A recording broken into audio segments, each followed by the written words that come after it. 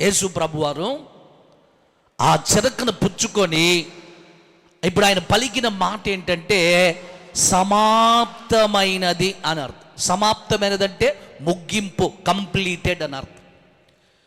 తెలుగు బైబిల్లో సమాప్తము అనేటువంటి మాట మనకు కనబడుతుంది, కానీ గ్రీకు భాషలో ఒరిజినల్గా బైబిల్ 3 భాషలో వ్రాయబడింది. పాత నిబంధన పుస్తకాలన్నీ కూడా హీబ్రూ భాషలో వ్రాయబడ్డాయి. క్రొత్త నిబంధన గ్రీకు భాష మరియు అరమిక్ భాషలో వ్రాయబడ్డాయి.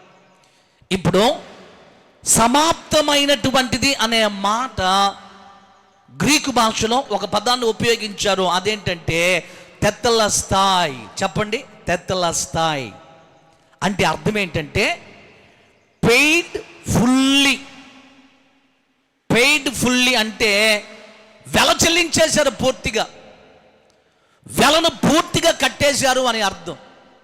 అంటే సమాప్తమైనది అని యేసయ్య ఎందుకు పలికాడు అని అంటే, తండ్రి ఏ ఉద్దేశముతో అయితే ఈ లోకానికి పంపించాడో ఆ తండ్రి ఉద్దేశాన్ని ప్రభువారు నెరవేర్చి ఆ ఉద్దేశాన్ని అంతా కూడా ప్రభువారు ఏం చేశాడు, పూర్తి చేశాడు.